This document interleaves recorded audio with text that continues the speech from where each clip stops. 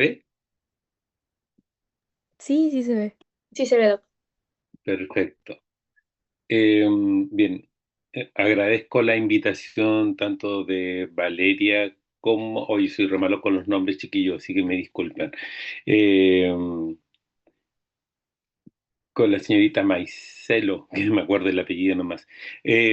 Bueno, lo que le propuse, tenemos muchos resultados nosotros, pero considerando que me lo habían planteado como un tema de tratamiento asociado a los ambientes extremos, lo que decidí exponer a ustedes es lo que tenemos nosotros ahora último, una revisión primero con respecto a algunos antecedentes generales de lo que es la exposición de los efectos de la hipoxia, algunas consideraciones básicas respecto al modelo de hipoxia crónica intermitente y describirles metodológicamente y los resultados de los que nosotros obtuvimos de este estudio.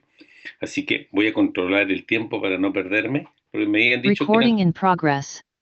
me habían dicho que eran como 30 minutos o 40 minutos, una cosa así. Bien, trataré de acotarme a ese tiempo y partimos. Bien, como les decía, la propuesta de exposición fundamentalmente está determinada para hablar de los ambientes extremos respecto de la policitemia. El, para tener consideración respecto de la altitud, ¿ya? Nosotros sabemos que conforme Chile obviamente está flanqueado por la cordillera de los Andes, desde Arica hasta Magallanes, ¿ya? Y encontrándose las máximas elevaciones en Chile entre Arica y La Serena, más o menos, sobre los 4.000 metros, con asentamientos humanos fundamentalmente entre Iquique, Copiapó, Antofagasta, fundamentalmente asociados a proyectos mineros. Sin embargo, lo que quiero indicarles, sabemos nosotros bien que conforme uno asciende a la altitud, como se puede ver en la figura que tenemos aquí a la derecha, podemos ver que conforme uno asciende a la altitud, la presión barométrica disminuye, eso lo sabemos muy bien. Sin embargo, también cambia respecto de la latitud, ¿ya? No es lo mismo estar en la cima del monte Everest en el Ecuador que estar en la cima, que si el monte Everest estuviese en el polo sur. Entonces, si ustedes pueden ver, si nosotros proyectamos hacia el polo norte, ¿ya? O hacia el polo sur, la presión barométrica aumenta hacia los polos. Y esto es netamente por la forma de la atmósfera, cómo se dispersan las moléculas de gas, en este caso del oxígeno. Entonces, en los polos está más achatado y hay más moléculas de oxígeno para una misma altitud. Entonces, no es solamente la altitud la que modifica la distribución de moléculas de oxígeno en la altura, sino que también es la latitud y las estaciones, tanto invierno como verano. Entonces, todo va a depender de cómo sea la condición climática y la característica geográfica a la cual uno va a ascender.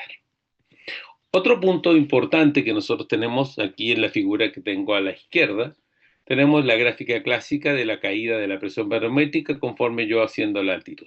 Entonces, claramente tenemos Calama, tenemos desde el nivel del mar, Calama, La Paz, Alma, que es donde estamos trabajando últimamente y de donde vamos a presentar los resultados.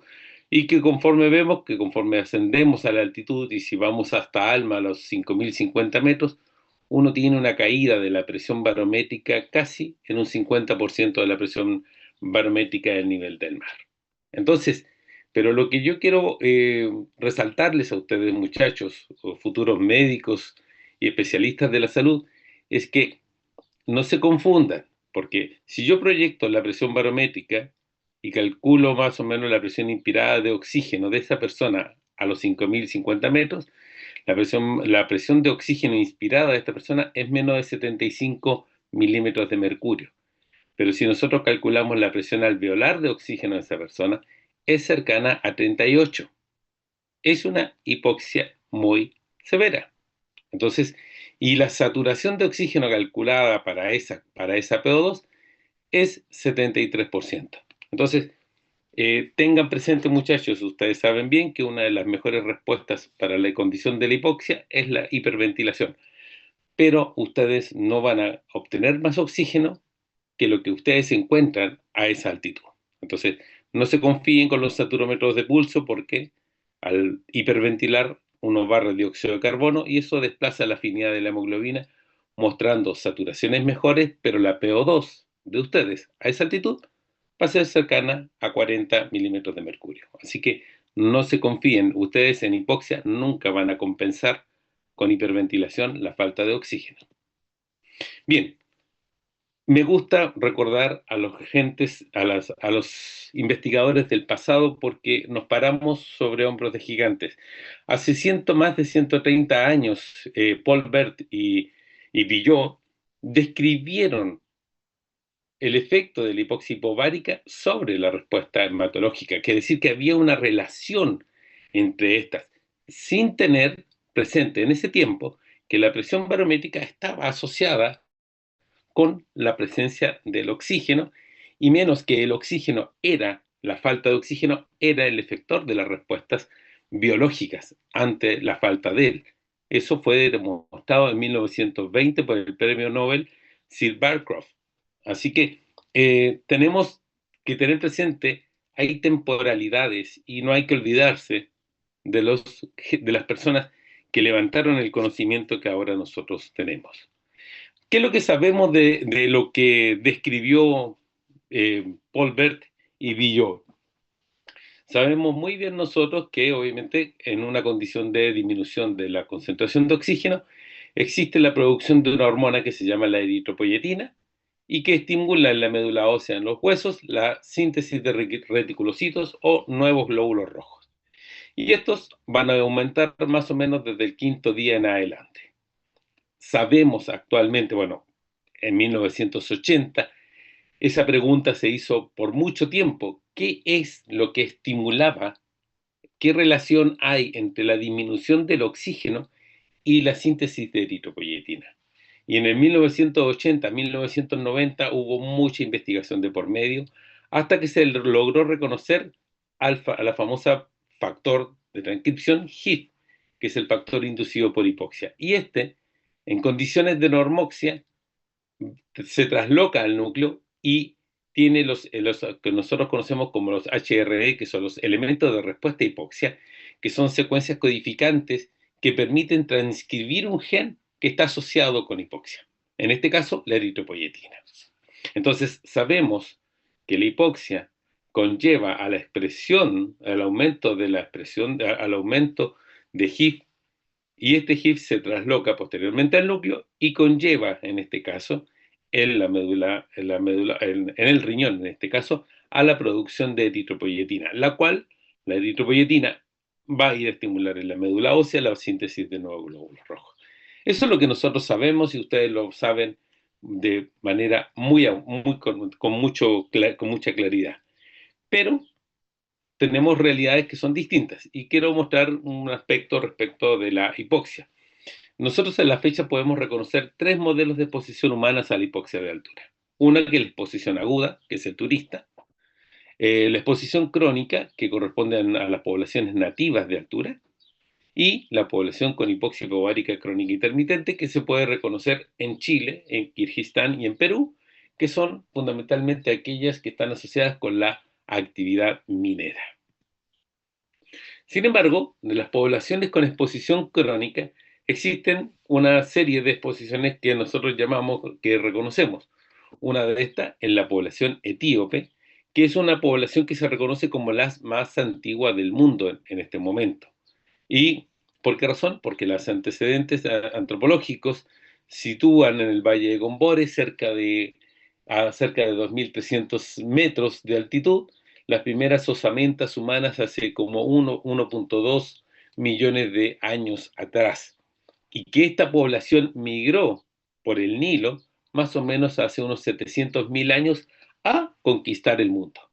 Y sabemos muy bien que esta población migró por el norte de África a colonizar Europa occidental, y otra población migró a colonizar Europa oriental y eh, hacia China propiamente tal.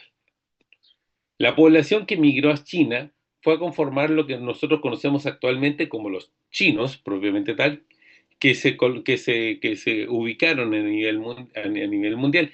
Sin embargo, una población que más o menos a los 500.000 años atrás conformó una población que dio origen a lo que nosotros conocemos como los tibetanos y los sherpas. Y esta población tibetana y sherpa presenta una característica que es muy específica de ellos. Son aquellas poblaciones que han desarrollado una respuesta genética adaptativa a la altura.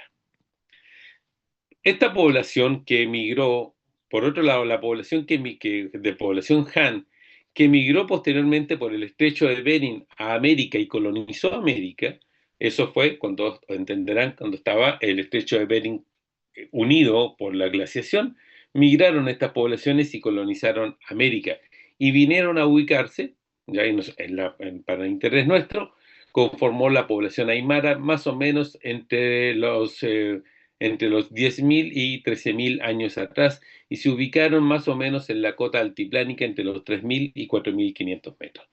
Así se colonizó el mundo.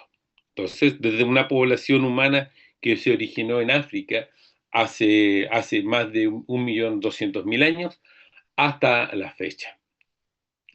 De las características de las respuestas adaptativas humanas a la gran altitud, podemos ver claramente que las poblaciones adaptadas, perfectamente adaptadas a la altura, están los etíopes, que si ustedes se dan cuenta, fíjense la concentración de hemoglobina que tienen los etíopes y los tibetanos, prácticamente muy parecida a la concentración de hemoglobina que uno puede observar en la población de nivel del mar.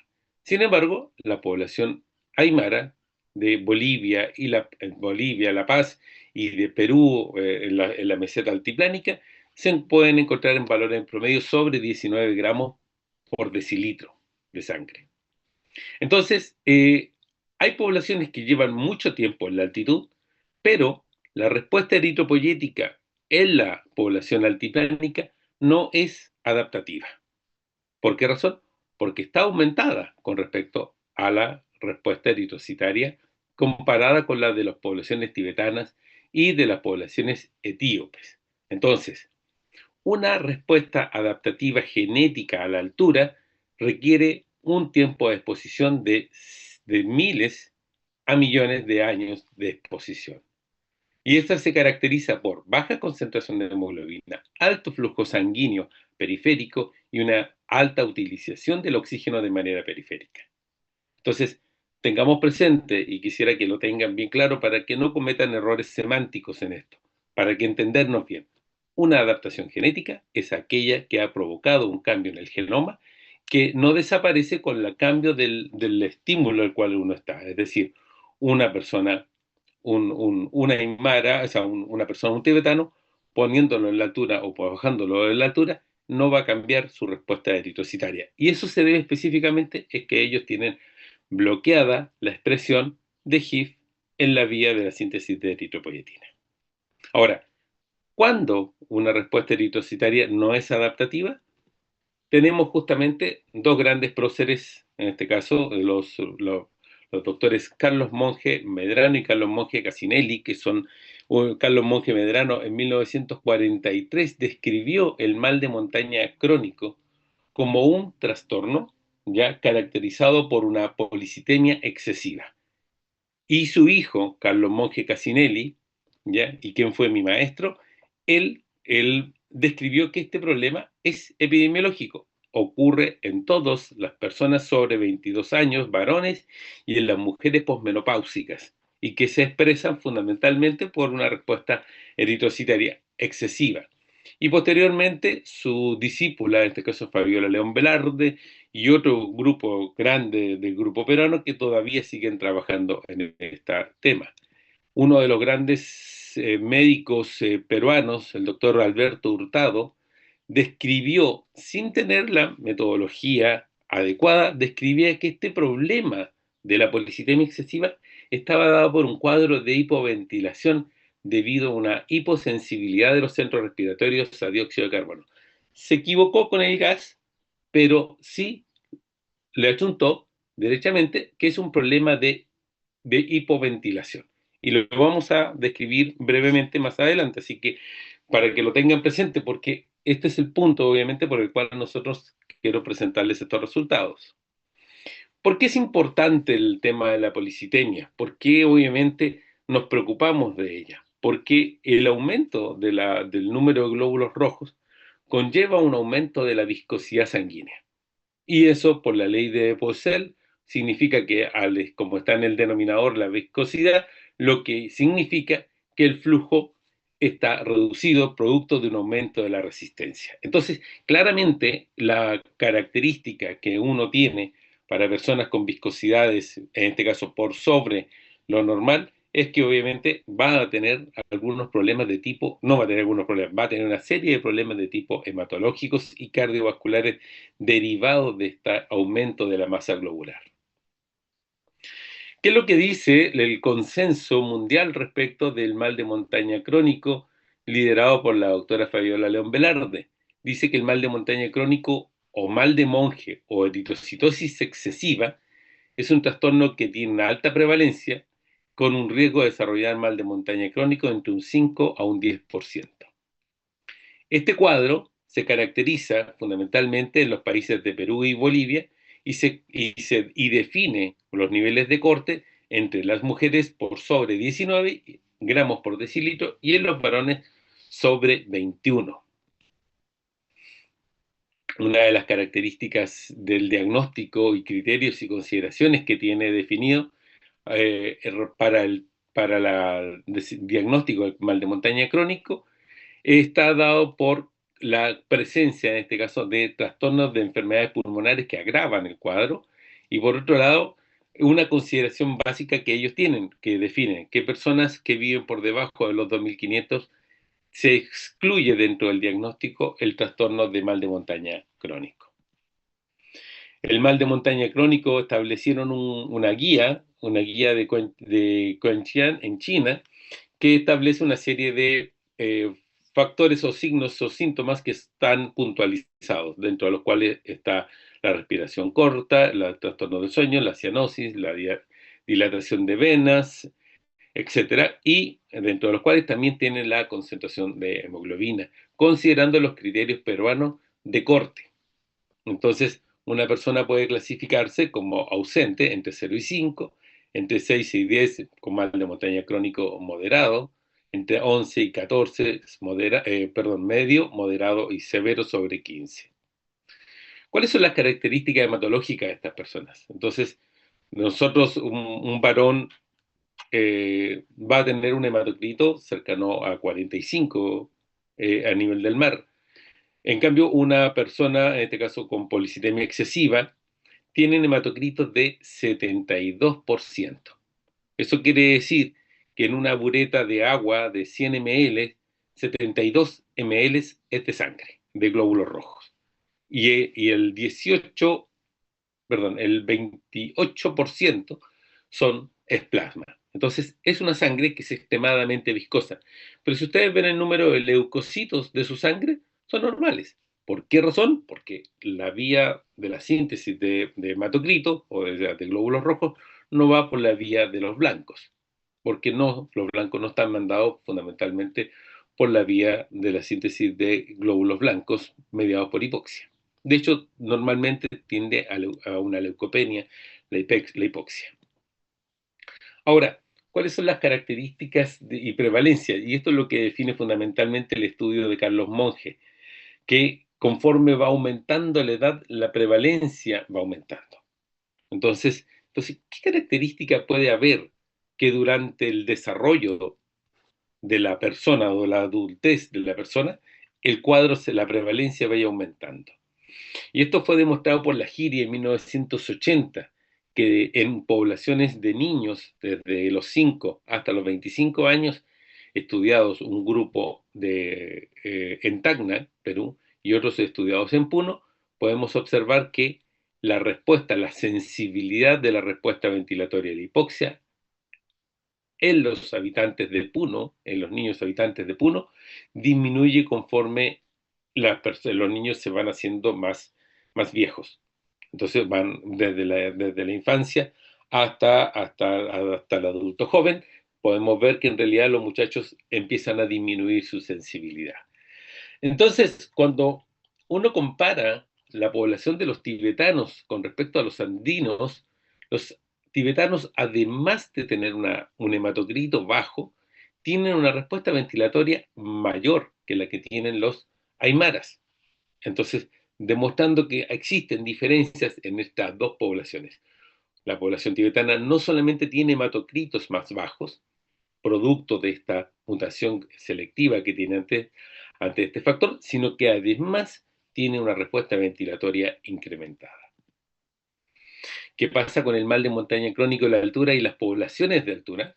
Los tibetanos no tienen mal de montaña crónico, como ya lo era de esperar, que obviamente eso no ocurriese porque obviamente la vía de la síntesis de eritropoyetina está bloqueada genéticamente. En cambio, las poblaciones peruanas llegan a tener una prevalencia sobre el 15%. ¿Y por qué? ¿Cuál es el cuadro respiratorio que uno puede reconocer?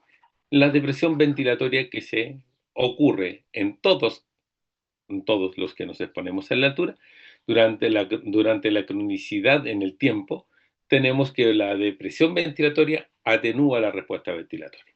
Y cuando uno lo compara entre mal de montaña crónico, podemos ver que las personas que tienen mal de montaña crónico hipoventilan y son las que tienen hematocritos muy, muy elevados.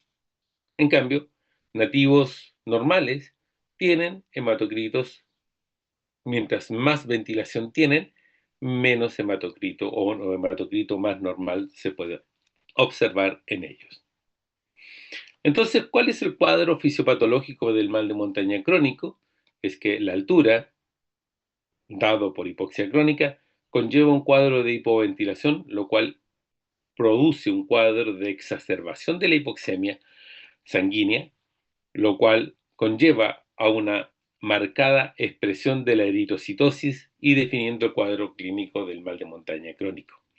Esto se ve asociado a la edad, a la baja saturación nocturna, a la hipoventilación nocturna, a las apneas del sueño, a la menopausia y algunos factores genéticos que se han sido propuestos. Sin embargo, entonces, uno podría preguntarse, ¿esto es dado fundamentalmente por el tema de la hipoxia? Es decir, por las personas nativas que están por mucho tiempo expuestas a la altura, o el proceso productivo que las empresas tienen o los países requieren poner mano de obra en la altura. Entonces hay una revisión muy buena que uno la puede encontrar en Respiration Physiology del 88 y una serie de autores que también describen algunos factores que no son debidos solamente a la falta de oxígeno, sino que también a factores ambientales que son capaces de promover un aumento de la eritropoiesis, pero fundamentalmente se ve asociada a la actividad minera. Entonces, teniendo presente lo que les acabo de indicar, es decir, tenemos factores ambientales, tenemos factores genéticos que conllevan a que las poblaciones sean más susceptibles a tener mal de montaña crónico, pero la pregunta es, ¿qué pasa en nuestra población? Nuestra población, la población chilena, no tiene grandes asentamientos humanos en la altura, es decir, poblaciones crónicas casi no tiene, o tiene poblaciones muy, muy discretas. Entonces, lo que sí encontramos es que la población que nosotros encontramos en la población chilena es población que tiene eventualmente un cuadro de aclimatación a la altura. Y la aclimatación es un cuadro, no es una respuesta genética, es una respuesta que se expresa conforme se esté en presencia del estímulo. Es decir, mientras la persona se exponga a la altura, va a tener una respuesta fisiológica. Cuando se descienda de la altura o desaparezca el estímulo que la provoca, la respuesta fisiológica se apaga. Entonces, en este cuadro, Chile tiene la experiencia desde la altura, desde la conquista hace 500 años, de retomado en 1900 con la explotación minera de altura y ahora con la exposición minera de hipoxia hipobárica crónica intermitente, que no tiene más de 50 años de exposición. Entonces, el que diga que está aclimatado, como mucho podríamos pensar que la persona podrían estar aclimatados a la altitud, o a este modelo de exposición, pero adaptado nunca. ¿Cuánto es la población de trabajadores que nosotros reconocemos en la altura? Más de 200.000 personas en la que se estiman a la fecha. Ahora, esto es un pequeño recuadro de alguna serie de antecedentes de resultados que nosotros hemos obtenido y que muestran en realidad que en realidad nosotros planteamos de que en realidad tampoco hay aclimatación de la altura. Con suerte nosotros llamamos que hay tolerancia a ese concepto de que la masticamos pero no la tragamos. Es decir, tenemos una serie de factores. El mal de agudo de montaña, que es un cuadro que uno normalmente reconoce por exponer, eh, y este es el problema cuando utilizamos guías extranjeras que fundamentalmente están definidas para poblaciones que son escaladores. En estas poblaciones es un cuadro autolimitado que desaparece el tercer día. Y eso a las mineras le cayó muy bien. Sin embargo, los resultados que nosotros tenemos hasta la fecha, de mi laboratorio como de otros grupos, es que cada vez que un trabajador se expone a la altura, tiene mal agua de montaña los primeros 3 días y desde el tercer día no desaparece. Está en una calidad de mal de montaña moderado hasta el final del turno. Por lo tanto, no hay una condición de que desaparece desde el tercer día. Hay una objetivización de que en realidad un concepto de normalización, es decir, es normal que me duele la cabeza. No, no es normal que te duele la cabeza. Es normal que tengas mal dormir. No, no es normal que tengas mal dormir. Entonces, esto me pasa siempre por estar en la altura. Sí, pero tenlo presente, que es porque estás en la altura. ¿Qué pasa con la oximetría nocturna? Que es la oxigenación durante la noche. Y aquí tenemos un cuadro a la izquierda de oximetrías nocturnas a 2.900, 3.500, 3.800 y 4.600 metros. Y esto podemos ver que ahí tenemos los valores de oximetría nocturna promedio que podemos reconocer en estas poblaciones. Ahí sí, creo que estaba muy chico, disculpen. Eh, pero esto fue una publicación que sacamos nosotros en el 2014, nosotros vemos que las respiraciones periódicas es un cuadro que se expresa comúnmente en todas las personas que se exponen a la altura. Y también describe la literatura que este es un cuadro que desaparece con el tiempo de exposición. Pero este resultado nosotros podemos ver que en los mineros que están expuestos a hipoxia crónica intermitente, las respiraciones periódicas se reducen correctamente como era de esperar, pero necesitamos 4 años de exposición para que se reduzcan, pero no desaparecen. Otro, ¿qué pasa con la respuesta eritrocitaria? La respuesta eritrocitaria es la altitud en mineros entre los 3.800 y 4.500 metros. Pues abajo tenemos en los rombos negros, es el valor de concentración de hemoglobina o hematocrito tomado al nivel del mar. ¿Ya? Y en el triángulo claro podemos ver que es la concentración de hemoglobina o hematocrito tomado en la altura en las mismas personas. Entonces podemos ver que aquí hay dos respuestas que son fundamentales. Uno, que al nivel del mar, este es el P1, que es el día antes de que se expusieran a la altitud. El P2 son 8 meses después de expuesto. Entonces, si yo tomo la concentración de hemoglobina a los 8 meses de expuesto en la altitud, podemos ver que cuando tomo la muestra de sangre a nivel del mar, la concentración de hemoglobina está aumentada. Esta está aumentada por síntesis, es decir, eritropoyetina aumentó y aumentó la síntesis de glóbulos rojos.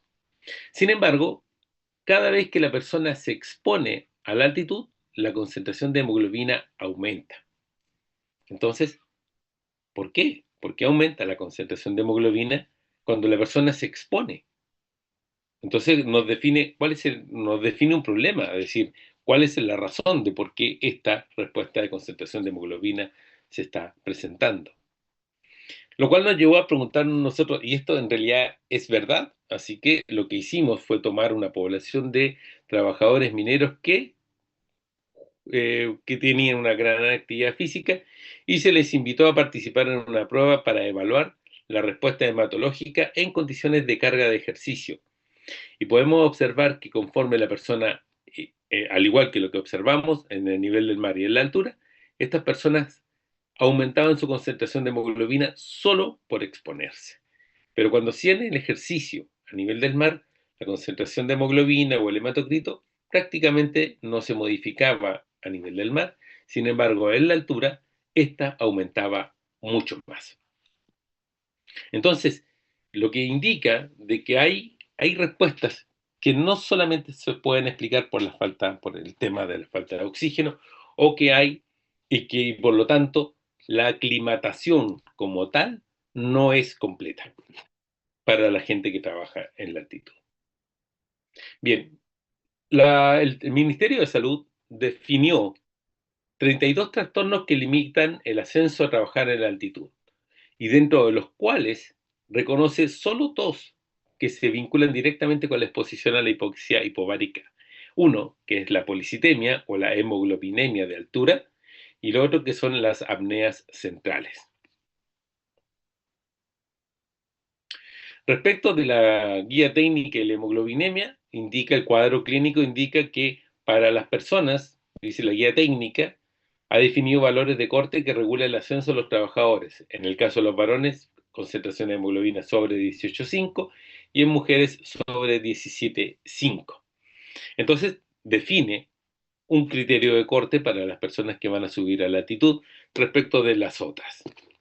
Respecto de esto es importante porque si una persona va a ser contratada a la altitud y su hemoglobina es normal, la persona queda contratada y es responsabilidad de la empresa hacer algo. Pero la pregunta que uno nos queda, bueno, pero ¿qué es lo que le corresponde? ¿Cuál es el tratamiento médico para una persona que está con concentraciones de hemoglobina elevadas? Porque si la persona va a ser contratada y tiene valor de concentración de hemoglobina sobre 18,5, no va a ser contratada hasta que la persona normalice su concentración de hemoglobina. ¿Cómo lo va a hacer? Tenemos muchas impresiones de qué es lo que hacen, pero cuando la persona es contratada, obviamente la persona tiene que regular de alguna forma. Pero ¿cómo regula un problema cuando donde va a trabajar hay hipoxia? Y la hipoxia es la que va a provocar la respuesta hematológica. Y ya sabemos que no solamente es la hipoxia, sino que también está la hipovaria. Y la hipovaria en el sentido de la disminución de la presión barométrica por el problema de la por la deshidratación producida por por la hipovaria, es decir, por la pérdida de agua por evaporación pulmocutánea, por un lado, y el otro, por lo tanto hay una hemoconcentración por pérdida de volumen plasmático, y el otro por vasoconstricción, que es la respuesta que nos permite explicar por qué cada vez que la persona se ascendía a la altitud, se hemoconcentraba más. Y por otro lado, está la respuesta del aumento por la síntesis de glóbulos rojos, dado el factor de HIF. Entonces, tenemos dos mecanismos que permiten explicar la hemoconcentración de la respuesta a la altura, lo cual nos llevó a proponer el proyecto de investigación que es prevención y tratamiento de la policitemia en trabajadores, donde quien habla, la doctora Silvia Riquelme de la Facultad de Medicina de la Universidad de Tarapacá, Andrés Pedrero, Daniela González, Tomás López y el equipo de safety de ALMA que permitieron, donde se realizó el estudio. Y este es un proyecto suceso financiado por la H, que se ejecutó entre el año 2023 y 2024. No voy a volver a repasar esto porque ya lo habíamos indicado, pero sí los grupos peruanos sí ensayaron una serie de estrategias para reducir la concentración de hemoglobina, dentro de los cuales estaba el uso de Enapril, medroxiprogesterona, almitrine y acetazolamida. Medroxiprogesterona, almitrine y acetazolamida son estimulantes de la ventilación porque ellos ya habían reconocido que el problema era por hipoventilación.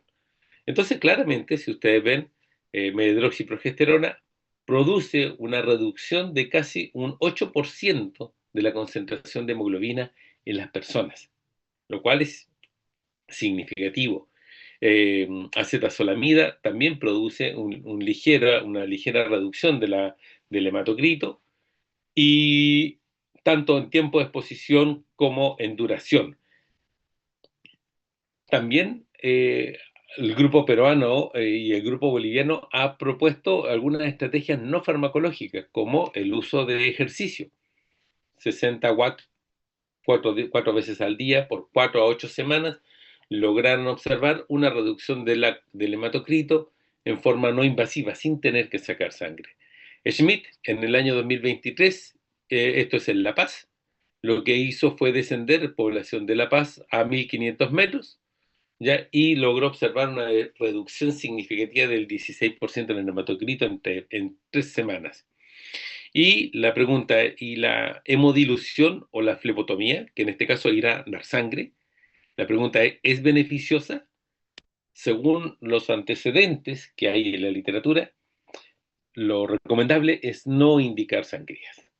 Y esto porque una depresión aguda de fierro, fundamentalmente el producto de la sangría en las personas, puede provocar, no puede provocar, provoca un cuadro de hipertensión pulmonar severa, que puede ser causa de muerte y algunos eventos tromboembólicos distales. Así que la recomendación es no hacer sangrías, pero entenderán que la gente es mucho más sencillo ir a dar sangre que someterse a algún tipo de tratamiento que pudiera no ser invasivo.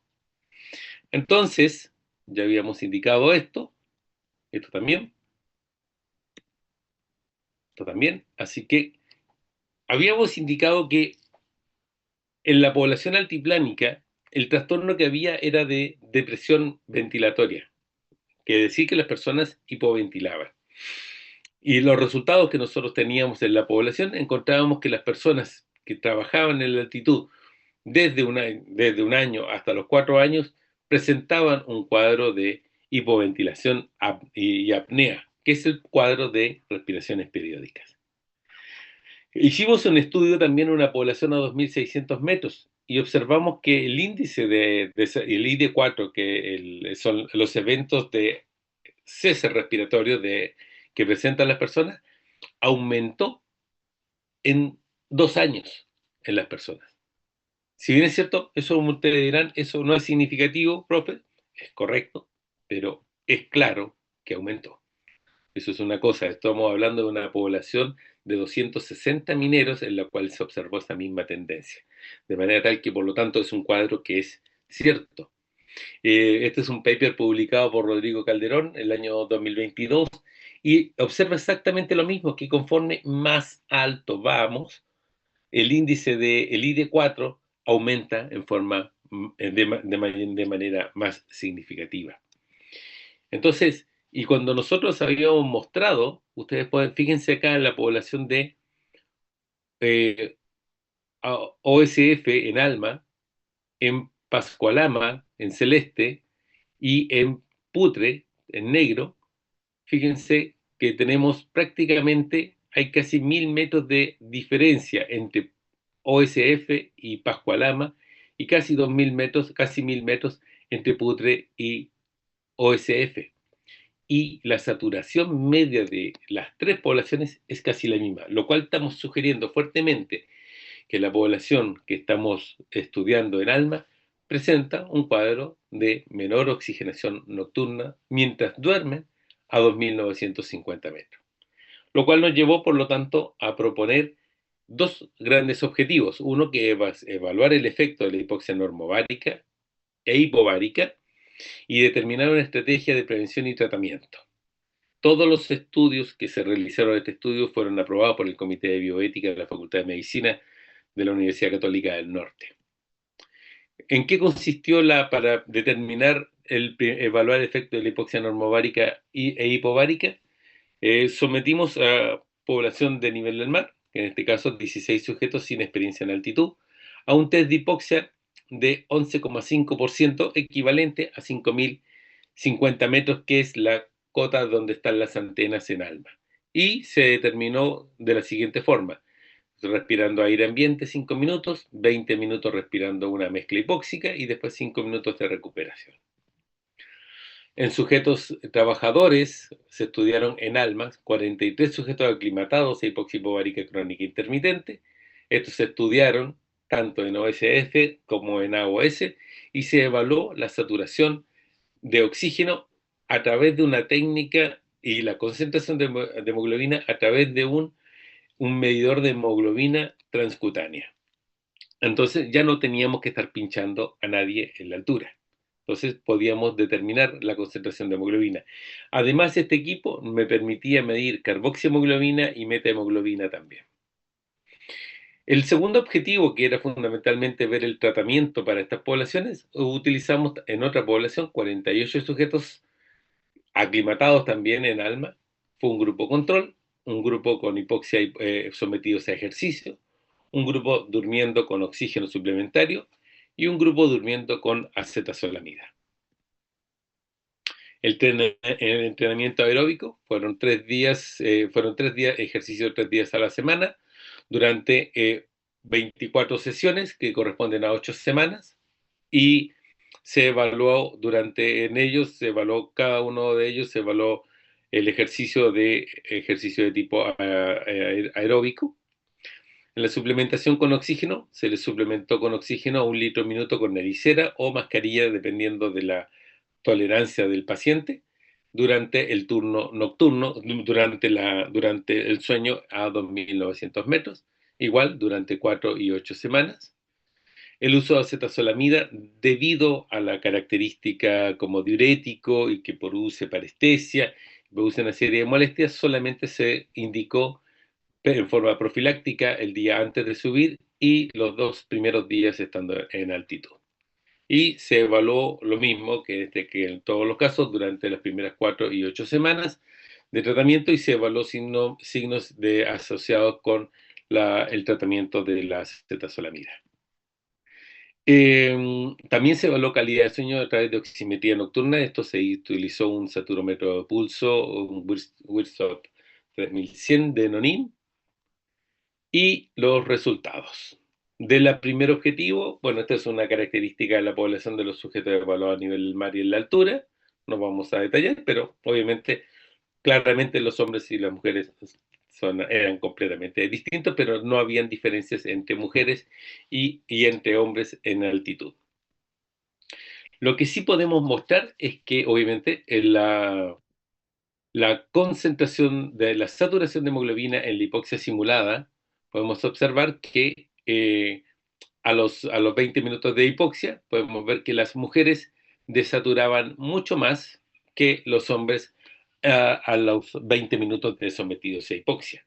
La frecuencia cardíaca era más alta, también había una respuesta cardíaca, y la concentración de hemoglobina, o como era de esperar, los hombres tenían concentración de hemoglobina más alta. Sin embargo, la respuesta hematológica de los hombres y las mujeres en ambos aumentó respecto de la condición de nivel del mar.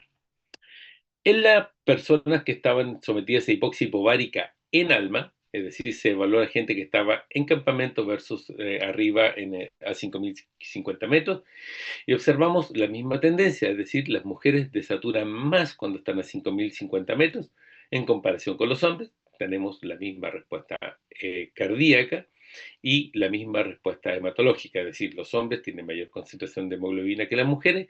Sin embargo, las mujeres presentan una mayor respuesta de hemoconcentración en comparación con los hombres.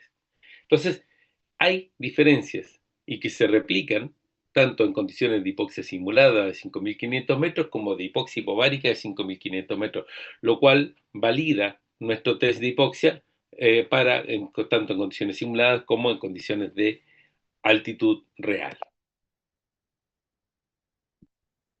Otra cosa que es muy interesante y que en realidad nos tiene todavía de la cabeza es que las respuestas de carboxihemoglobina. Las mujeres a nivel del mar prácticamente no tenían concentración de carboxihemoglobina, o muy baja, a nivel del mar antes de iniciar la hipoxia. Sin embargo, a los 20 minutos de iniciar la hipoxia, al finalizar la hipoxia, la concentración de carboxihemoglobina aumentó en forma significativa. En cambio, los varones no observamos ningún cambio. En la altura, observamos nuevamente que las mujeres tienen bajos niveles de carboxihemoglobina en comparación con los hombres, y que la respuesta de las mujeres es aumentada mucho más en comparación con la de los varones, que los varones en este caso, al igual que en la condición de nivel del mar, ellos no se modificó los niveles de carboxihemoglobina evaluada. Y por otro lado, la respuesta de metahemoglobina en las mujeres vemos que ellas tienen concentraciones de metahemoglobina más altas, pero conforme va avanzando la hipoxia hasta la recuperación, esta va desapareciendo, va disminuyendo. En cambio, los varones va aumentando los niveles de metahemoglobina a nivel del mar.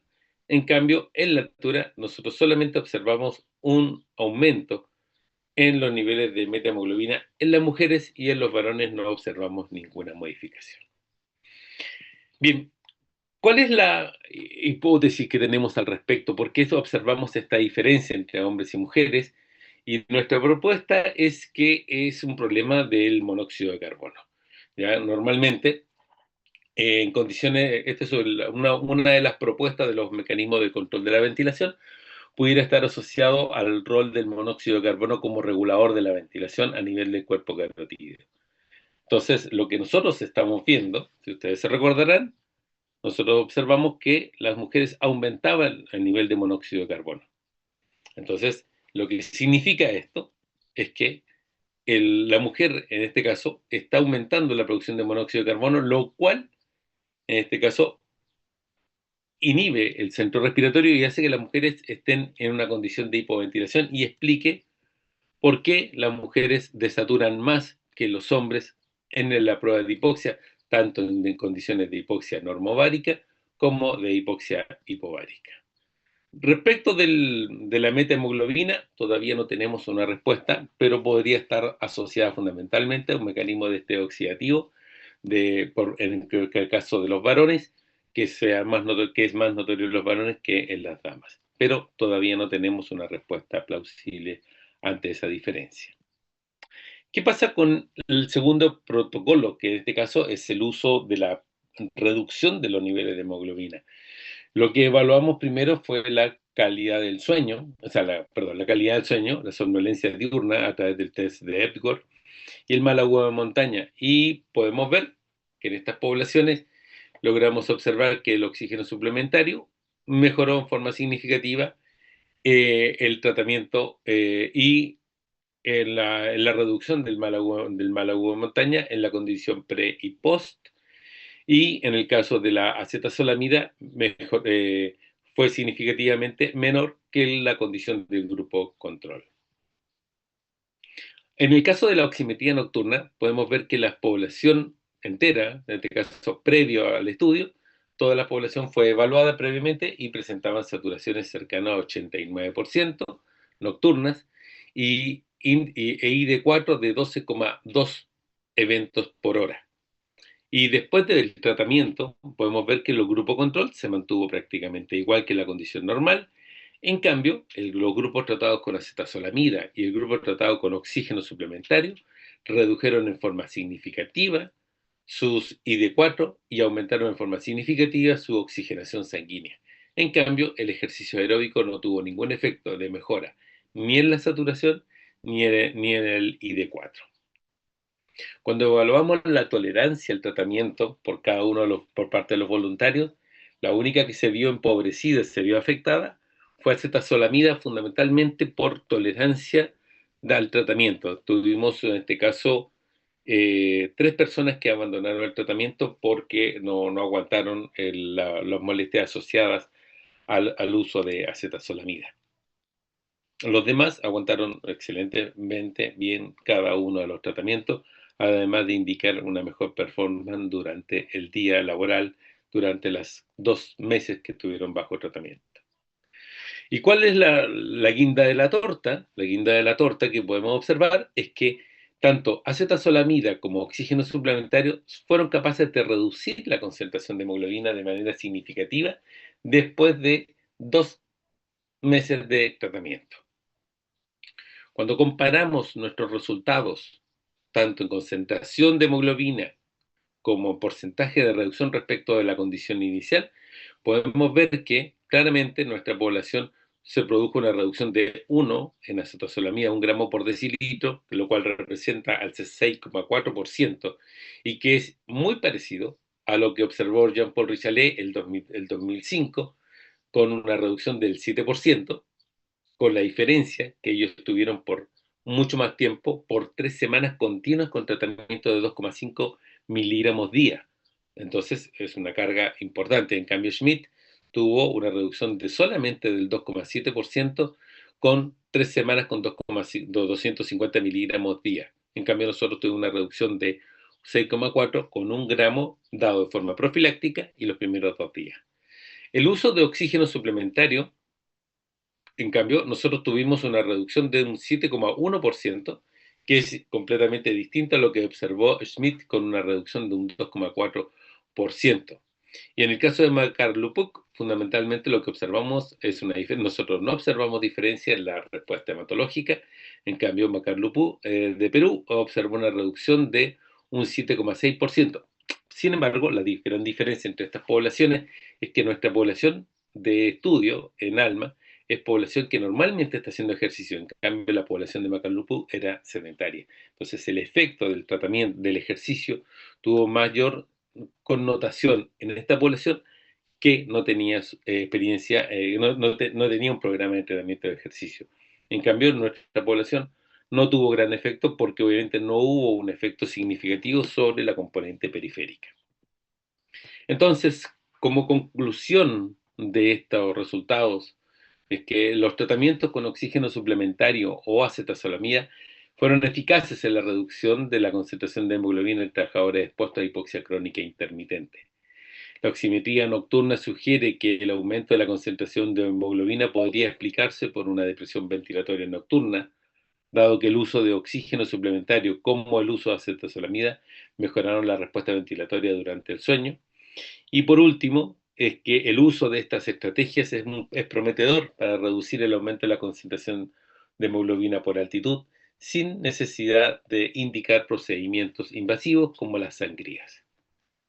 Como siempre, muchachos, hay que agradecer a quienes nos han apoyado para hacer los estudios, fundamentalmente a todo el personal de ALMA que participaron voluntariamente en el estudio, así como a la gerencia de seguridad de ALMA, que nos apoyaron para la realización del estudio propiamente tal, y a quienes financiaron este estudio, que es este proyecto que fue seleccionado y financiado por la Asociación Chilena de Seguridad a través del convenio de colaboración H27022.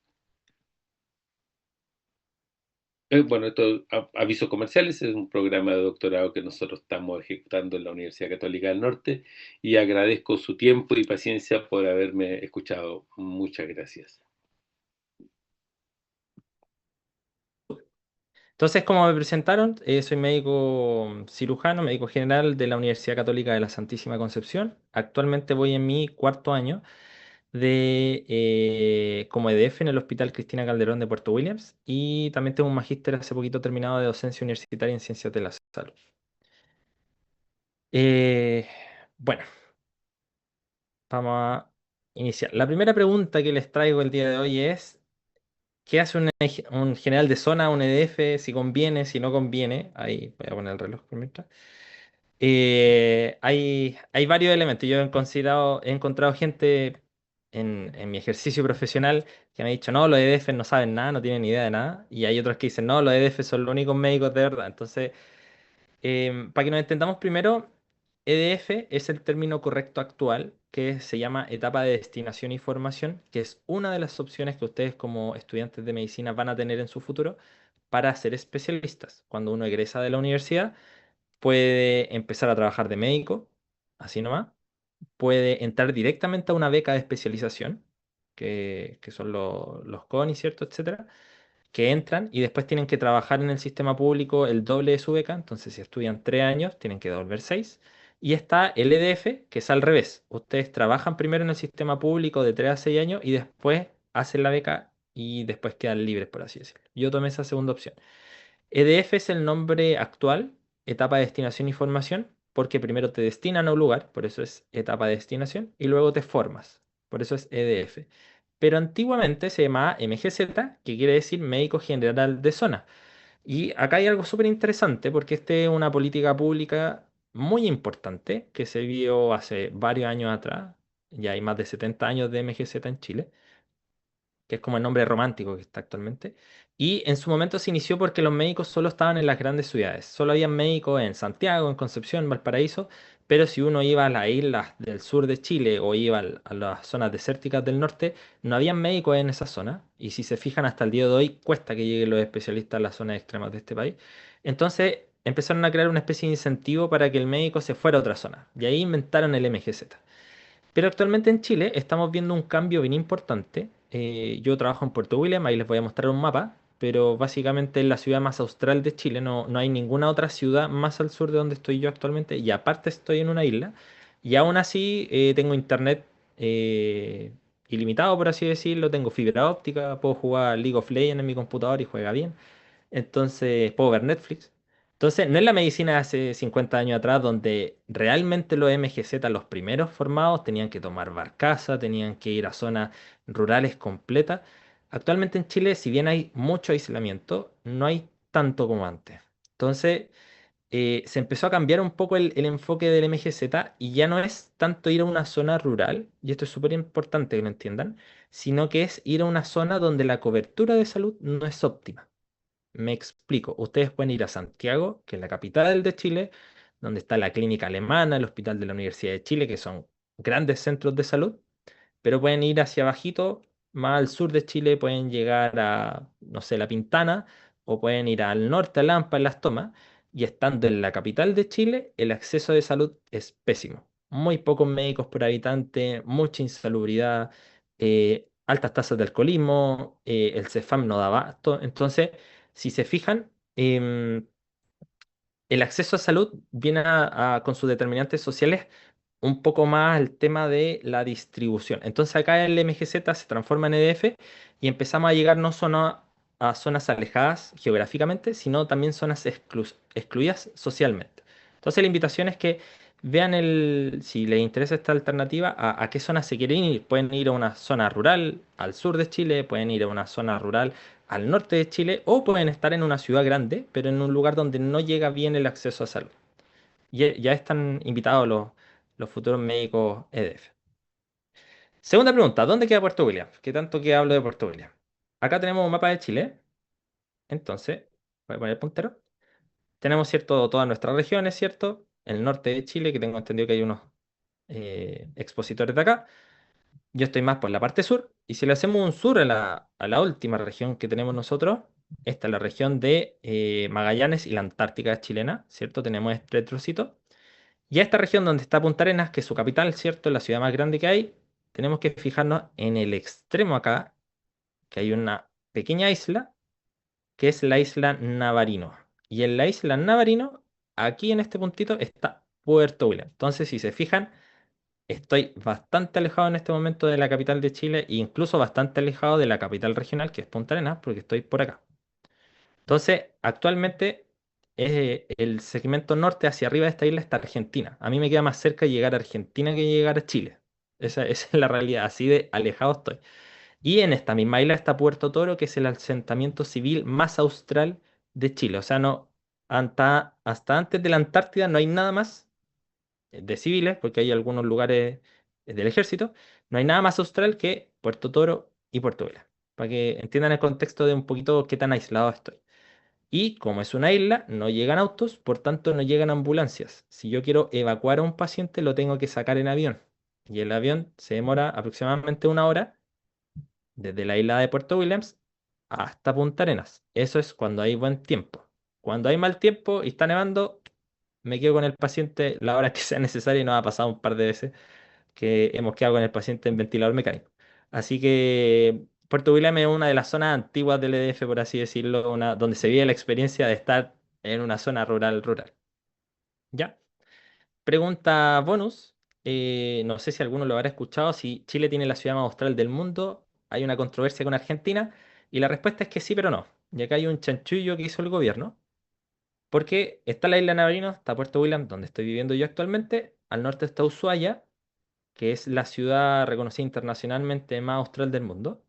Y siempre compite Argentina con Chile, quien tiene la ciudad más austral. Eh, y internacionalmente, una ciudad tiene más de 5.000 habitantes. Entonces, Argentina tiene la ciudad más austral del mundo y Puerto William, que está un poco más al sur, es un pueblito todavía.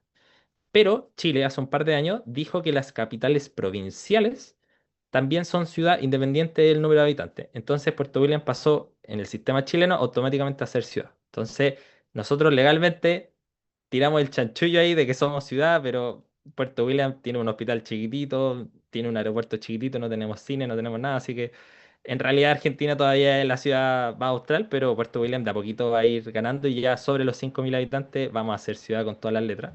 Ahora es como 2.600 aproximadamente. Ya, la pregunta del millón. ¿Es muy distinta la medicina rural de la medicina no rural? Y este fue el primer turno que tuvimos acá en Puerto William. Primero. Cuando yo estaba en pregrado en medicina hace un par de años atrás, nuestros profesores nos decían, ustedes no reduzcan ningún hueso, mándelo al traumatólogo, porque se lo pueden echar.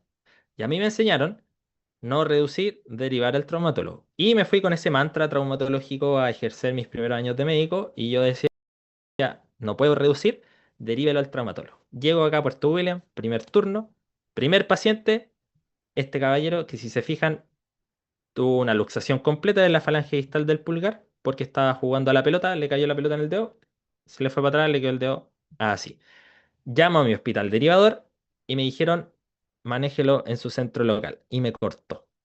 Entonces, imagínense la situación, recién egresado, en un hospital de baja complejidad, sin ninguna posibilidad de derivarlo.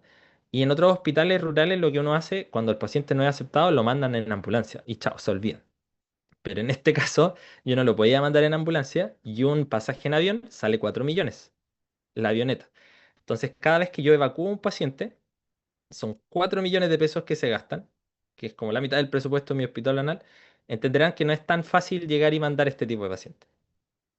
Entonces, ahí que hicimos con mi equipo, nos juntamos, que más encima, los 4 médicos que estaban en ese entonces, todos eran médicos recién egresados, médicos generales, y dijimos, ¿le echamos o no le echamos para adelante? Le echamos para adelante. Le hicimos una bombita con fentanil midazolam y recuperamos ese dedito y lo redujimos.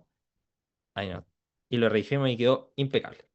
Así que, primer turno de Puerto William, como médico general, ya hice una iatrogenia, reducir un dedo, que se puede, pero no es lo recomendable porque pueden haber daños vasculares. Así que es distinto el enfoque, porque tú ya no eres un médico dentro de un sistema de salud, sino que eres liderar el referente. Y esto es el primer gran punto. O sea, si te llega una embarazada, tienes que resolver. Si te llega una fractura, tienes que resolver. Si te llega una neumonía, tienes que resolver. Si te llega un niño de 2 años, tienes que resolver. Entonces, em, tienes que tener un basal de conocimiento igual importante.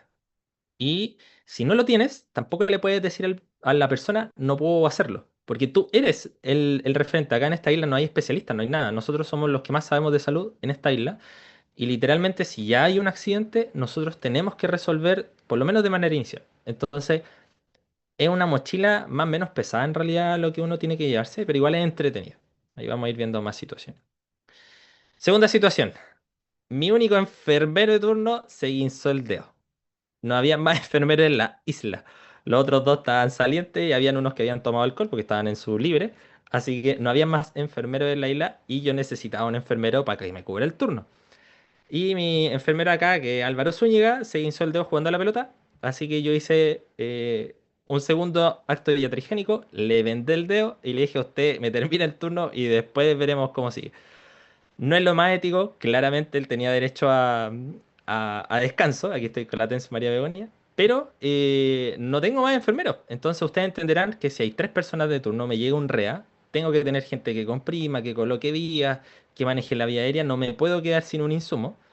Así que le dije, sonaste, te arreglo el dedo, usted verá. Así que ahí lo tuve poniendo vías. Claramente, sin un guante, fue atroz ese turno. La enfermera de infección intrahospitalaria me quiso crucificar al día siguiente, pero resolvimos. Y algo que se da también en la zona rural mucho, que es la falta de recursos, o la escasez de recursos, o la falla de algún recurso. De repente uno entra día sábado de turno, doctor, el laboratorio explotó. Me pasó acá 2 veces que subió un voltaje, se quemaron las máquinas y me quedé sin exámenes como 3 semanas. Y atendí un hospital comunitario acá sin examen. Entonces, también hay que improvisar y hay que entrar en un juego medio interesante con los funcionarios.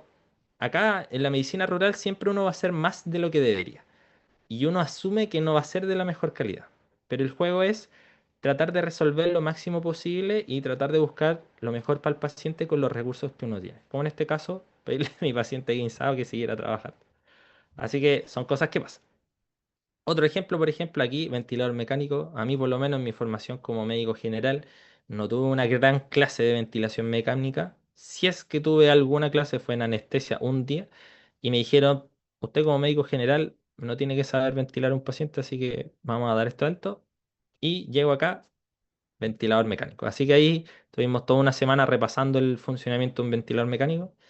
Acá ven otra foto mía, tuve que ir donde los bomberos a ver sus equipos de salud, tuve que probar los DEA y casi muero electrocutado porque me conecté el DEA para probarlo porque no tengo un probador de DEA y el DEA detectó que tenía una arritmia y me dijo listo para descargar. Yo creo que ha sido el susto más grande de mi vida, casi me descargo 200 joules directamente sin tener ninguna patología cardíaca. Así que uno, no lo hagan, yo casi me muero electrocutado.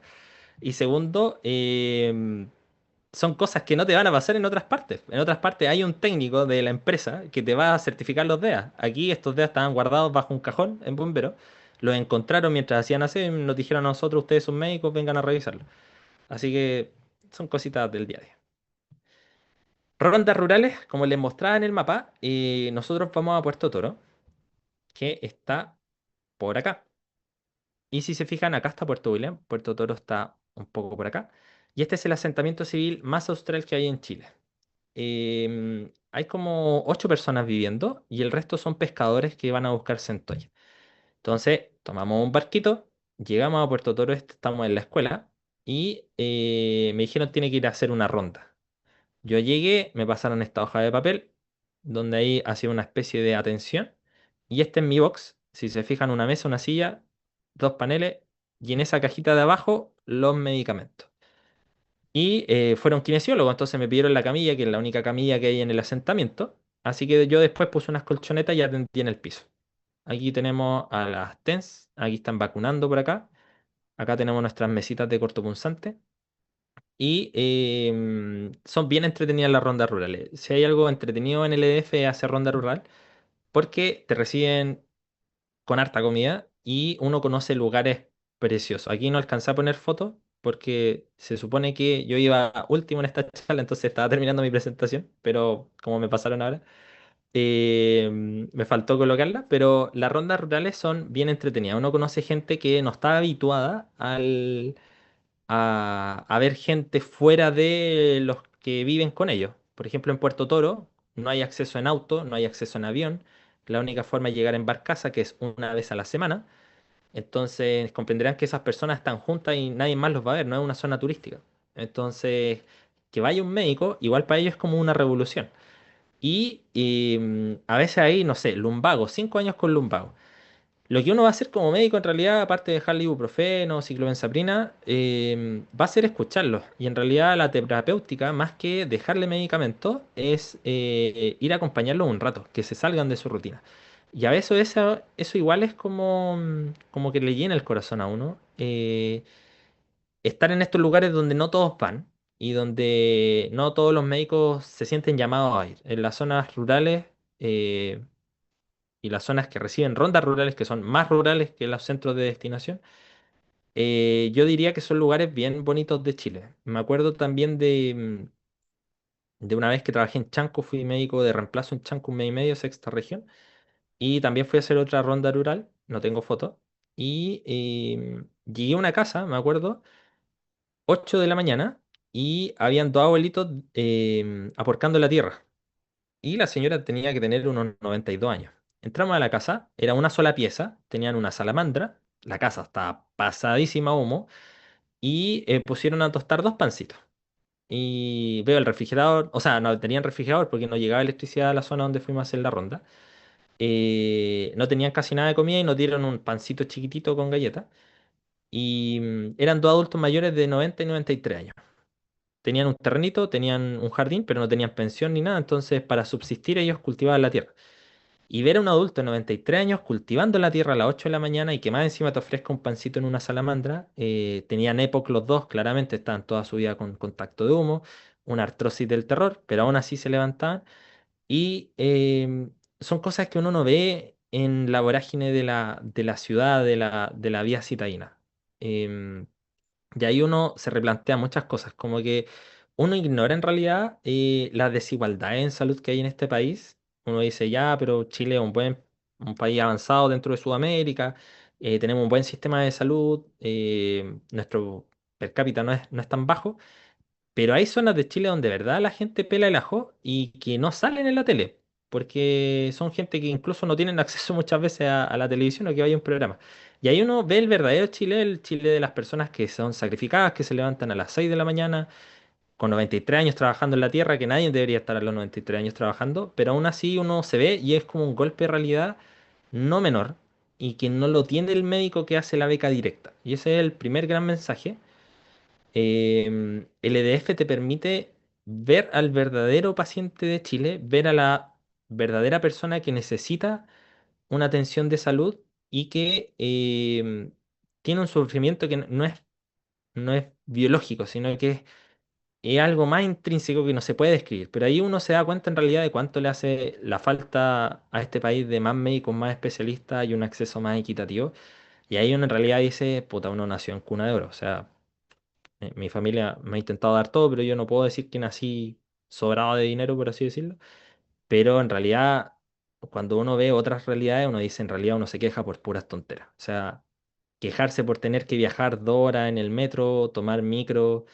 Hay gente de verdad que no puede comer en la tarde o que come una vez al día porque no tiene más. O gente que tiene que seguir trabajando y esos son realmente la gente que tiene que tener toda nuestra admiración. Y es una invitación a tratar de llegar a estas personas. Otra cosa, cambiando un poco de tema, paciente que me llegó a Puerto William me dijo, no, doctor, vengo a mi control cardiovascular. Y yo ya, pues, le tomamos exámenes. Y el laboratorio me llama y me dicen, doctor, se tapó la máquina. Yo digo, ¿cómo se tapó la máquina? Voy a ver. Y podemos ver aquí, la mitad de la sangre de ese paciente era grasa. Aquí podemos ver, se centrifugó una muestra sanguínea de ese paciente. Si se fijan, hay un nivel no menor. Aquí tenemos el hematocrito y acá todo esto blanco es grasa. Esa persona tenía como, no sé, 2000 3000 de colesterol, era una cuestión, pero impresionante. Yo creo que uno le podía echar esto a la sartén y freír un huevo con la cantidad de grasa. Y ese paciente está descompensadísimo, una glicemia como glicosilada de 15, parecía mermelada ese paciente. Y son pacientes que quedan y que si uno no le hace rescate activo, viven con esto. Me han llegado personas, su basal 220, 140 de presión arterial, y ellos viven su vida sin ningún síntoma en la cuestión. Y es porque es gente que no está adecuada, no está habituada a venir a hacer controles de salud. Gente sobre todo de campo, que obviamente como vive en el campo, a veces baja a la ciudad, se ve cosas agudas, el que le duele la guatita, que se duele un pie, pero no ve su cardiovascular porque tienen que volver a sus tierras y a veces se demoran 2 días en llegar al hospital. Y tomar exámenes de la parte cardiovascular no es tan fácil, hay que tomar orina, hay que ver las proteínas, eso se demora.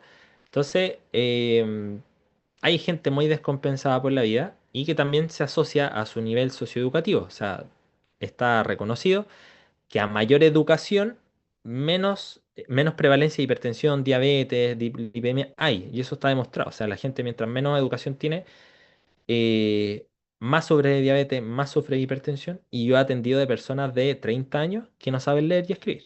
Y uno dice, no, pero en Chile todos saben leer y escribir. No, yo he atendido más de un paciente que a veces le estoy explicando algo y me piden que le diga a la hija y la cuestión, y ahí uno ve cuando el adulto mira un poco hacia el lado, y ahí yo les he preguntado y más de una persona me ha dicho, doctor, lo que pasa es que yo no sé ni leer ni escribir. 30 años, estoy hablando de personas de 30 años. Entonces, de nuevo, es una medicina o una ruralidad que es no menor y la gente lo obvia. Y uno quiere ser médico internista, cardiólogo, hacer bypass, estudiar hemodinamia o ser neurocirujano y la cacha de la espada. Pero la verdadera medicina que necesita este país, obviamente necesitamos especialistas, pero la verdadera medicina que necesita este país son médicos generales comprometidos con su población, médicos de familia comprometidos con los territorios y especialistas que no se queden en la clínica alemana atendiendo en sus consultas particulares, sino especialistas que se dediquen a atender a la gente que no tiene acceso o hacer rondas cada cierto tiempo y esa es la invitación. Bueno, otra cosa un poco más chistosa, no tan trágica. voy llegando, este es mi primer año como EDF acá, y hay un niño que tenía un yeso, y me dicen, doctor, hay que sacarle el yeso. Y yo nunca había sacado un yeso, pero a mi enfermera y claramente me aportilló por detrás y le dijo a la paciente, acá tiene el doctor Sangüesa, él ha sacado mucho yeso y es experto en traumatología acá en el hospital, así que le va a sacar el yeso a su pequeñín. Yo en mi vida había sacado un yeso, estaba al frente, obviamente no le iba a decir que no sabía la señora, así que le pedí permiso para ir al baño y en el baño me puse a buscar en YouTube cómo sacar un yeso, 5 minutos, busqué 2 videos en YouTube, más o menos caché la idea y me fui a sacarle el yeso. Y a la mitad del yeso me doy cuenta que la sierra giraba distinto, porque las sierras de yeso en medicina no giran, vibran, hacen una oscilación rápida y eso es para evitar cortar. Pero me di cuenta que la sierrita que yo tenía era un poquito potente, le pregunté a las chiquillas y me dijeron, Doc, lo que pasa es que acá nunca hemos tenido sierra de yeso, es una sierra, esa sierra es una Bauker que la prestó el técnico. Así que literalmente le estaba sacando con una sierra ahí al pobre niño, casi le corto el brazo, menos mal no pasó nada. Pero ahí había que improvisar, pues, o sea, si no ocupaba la sierra no le podía sacar el yeso, es imposible cortarlo con una tijera. Así que con harto cuidado, paciencia, me demoré 3 horas, se atrasaron todos mis pacientes de cardiovascular ese día, pero le pude sacar el yeso, el niño no se cortó, todo feliz, la mamá me dijo al final, nunca me voy a olvidar, me dice, doctor, se nota que usted tenía experiencia, muchas gracias, y yo primera vez que sacaba un yeso le dije, sí señora, lo hacemos todos los días, no se preocupe, que le vaya bien. Son cosas que como EDF a veces hay que levantar la cabeza nomás y echarle el pecho a las balas porque, de nuevo, están en otra zona, le pueden preguntar a un especialista, pero acá uno tiene que resolver con lo que tiene, que no siempre es lo más óptimo. Estamos terminando ya, penúltima diapositiva. Este paciente se corrió un piecito en una lata y claramente, como ven acá, tuvo una luxofractura no menor del tobillo y em, me dicen, doctor, ¿y la cuestión? Entonces yo les digo, ya, pues trasladélo, esto sí está para que lo maneje un traumatólogo. Y llamo y no se podía viajar porque había nieve. Había nieve en la pista, entonces el avión no podía llegar. Ustedes saben que cuando hay una hemartrosis, la sangre es súper mala para las articulaciones porque degenera el cartílago. Y acuérdense que el cartílago es avascular, ¿cierto? No tiene irrigación, sino que se irriga por el tejido sinovial, o sea, por el líquido sinovial.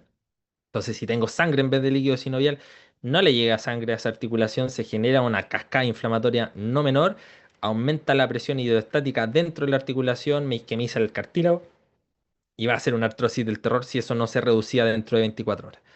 Cosa que no lo podía hacer un traumatólogo porque había hielo en la pista, no podía salir el avión y no tenía ambulancia. Entonces, lo conversé con mi equipo, el doctor Felipe Correa, que ahora está en Japón de vacaciones, me sedó al paciente con una combinación de fentanilo midazolam y yo le reduje el pie. Nunca había reducido un pie en mi vida. También busqué tutoriales en YouTube y nos quedó esto. Más o menos decente, se nos fracturó un poco el peroné, pero nada del otro mundo, esa articulación quedó encajada, después fue a traumatología y ahora anda bien el paciente caminando por su vida.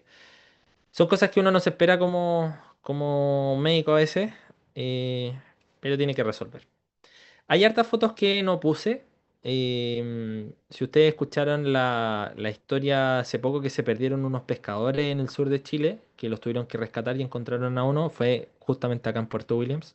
Yo atendí al único sobreviviente de ese naufragio, que llegó a una radiomiólisis del terror.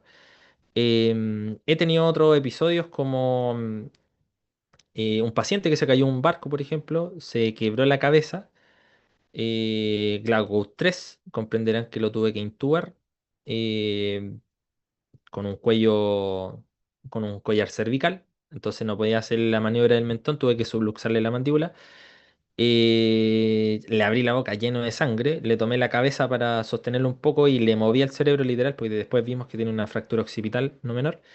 Em, Logramos intubarlo la segunda con un buggy. Siempre que vayan a intubar, háganlo con un buggy, por favor. Ese es el mejor consejo que les puedo dar. Y nos quedamos con el paciente 6 horas, pues, porque el avión después no podía despegar.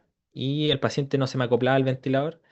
Yo no tenía idea cómo reacoplar a un paciente. Eso no es materia de pregrado, así que lo sé bien profundo nomás. Le hice una VIC de rocuronio, que es un bloqueador neuromuscular, y dije, este paciente no se va a mover por nada del mundo. Que no es lo mejor, no es lo más ideal, pero es lo que tenía a mano. Así que es parte de la medicina rural, por así decirlo. Y considerando que llevo 26 minutos, ya he hablado mucho, em, antes de terminar, unas palabras finales. Lo primero, y si pueden ver la cámara, no sé si se verá aquí. Este es un librito que se los recomiendo bastante, ahí se ve. Se llama La obstinada presencia del doctor Carvajal. Esta es la segunda edición, lo pueden ver acá.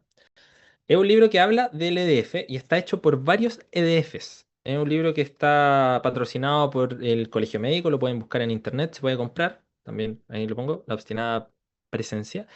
Y ahora que yo ya soy EDF de retirada, puede que me vaya a la beca el próximo año, leyendo los capítulos, uno hace una visión hacia atrás y se da cuenta que todo lo que sale en este libro es lo que uno pasa. Cuando uno es EDF, vive su primer sueldo como médico y entenderán que el sueldo del EDF no es menor. Entonces, a menos que ustedes sean millonarios o su familia sea millonaria, es un cambio importante. Em, Uno se va generalmente al lugar donde es el EDF. Yo me vine a vivir a Puerto Williams, entonces llegué con dos pilchas y mi maleta. Em, Uno tiene su primer paciente fallecido, que es una experiencia que tienen que vivir como médicos. O sea, le tienen que decir a un familiar que hicieron todo lo posible y que aún así no pudieron salvarlo. Van a tener su primer error médico, em, que puede ser más o menos severo. Ahí se van a decir si es que llega a morir el paciente, si pudieron hacerlo mejor. Em, a mí me ha pasado. Había un profesor antiguo que decía que cada médico lleva unas crucecitas en la espalda, algunos más, otros menos, que son de todos los pacientes que uno pudo haberlo hecho mejor. Yo creo que hasta la altura llevo ya casi 5 años de médico, llevo dos crucecitas. Em, y es algo que también forma el carácter médico. El tener un paciente y no saber qué tiene, eso también es un clásico de la medicina. Acá los internos me dicen, doctor, pero la cuestión es que no sé qué diagnóstico tiene y tienen que resolver con lo que tienen. Y si no tienen el diagnóstico, le tienen que decir un chamuyo al paciente, le pedirán más exámenes, consultarán con otro colega. Eh, pero el tener que hacer algo sabiendo, sin saber qué tiene el paciente también es una habilidad médica que hay que desarrollar y eso se desarrolla a través de la práctica, nos enseñan los libros. Cuando el paciente tiene todo normal y sigue con fiebre, por ejemplo. Y claro, tienen el algoritmo de la New England que sale fiebre sin foco, pero en un hospital comunitario tienen examen de orina, radiografía y las manos, no tienen mucho más. Y el internista, la interconsulta se demora 3 años. Entonces, tienen que ver cómo resolver esa situación. O qué hacer cuando tienen que poner una sonda y no hay sonda, no hay de la talla. Yo he puesto muchas cosas pediátricas en adultos porque aquí tengo poco insumo. También es algo médico. Su primer gracias también lo van a vivir. Yo me iba a salir del EDF, me iba a cambiar al segundo año y cuando estaba tomando la decisión, una señora en una consulta médica al final me dijo, doctor, quiero darle unas palabras y me dijo, nunca me voy a olvidar, me dijo, doctor, quiero darle las gracias porque a nosotros siempre los doctores nos abandonan. Llegan un par de meses y se van y ustedes son los primeros que se han quedado y que se nota que se interesan por la comunidad. Así que muchas gracias por quedarse con nosotros y ser nuestros médicos. Obviamente después de eso yo no me cambié del EDF, me mató todos los planes de viaje que tenía. Em, y son cosas que uno no se espera. Yo acá también hago ecografía obstétrica como médico general, porque no hay otro ecografista, hago la perico, a veces de uno, cuando hay sangrado uterino, cosas así. El otro día atendí a un niño de 3 años que venía por moco y la mamá estaba jugando con el niño y le dice, mira, el doctor te vio la guatita, te diagnosticó cuando... Entonces yo le hice a ese niño en la primera ecografía, yo le dije a la señora que estaba embarazada, le hice el seguimiento del embarazo y después lo vi en los controles niños sanos, primer y tercer mes, que es el control médico que uno hace, y después lo vi a los 3 años por moco. Entonces son cosas que te llenan un poquito el alma y son las cosas que hacen mágica la medicina rural y la medicina del médico general de zona. Y ya para terminar, palabras finales, los felicito.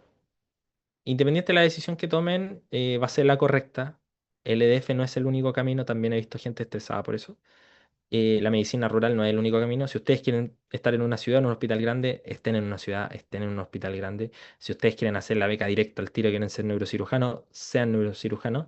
Si ustedes quieren conocer la medicina rural, váyanse al EDF, es una excelente opción. El médico es una de las pocas carreras en Chile, de estas carreras liberales que se llaman, que tiene muchas opciones de desarrollo, pero siempre tengan en mente al paciente, porque al final uno hace las cosas por los pacientes. Y mientras uno trate de mantener eso adelante, no se va a poder equivocar de camino. Así que espero que les haya gustado mi presentación. Espero no haberlo aburrido. Cualquier consulta, duda, me pueden escribir al correo y que tengan una muy bonita tarde. Muchas gracias, doctor. Creo que a todos se nos aprendió un poquito el bichito esto del EDF, ya que al menos en pregrado de mi universidad no se nos habla mucho del tema. Y si se habla sobre las vías de especialización es como el CONIS. Y pucha, un propósito de esta actividad fue esto mismo, como acercarnos un poquito más, por ejemplo, con las experiencias que contó usted. En mi vida yo me hubiera imaginado que uno puede hacer todo eso de médico general, o de recién egresado, tal vez. Entonces, no, nuevamente agradecerle y no sé si es que hay alguna duda, queda el micrófono abierto para alguien que necesite.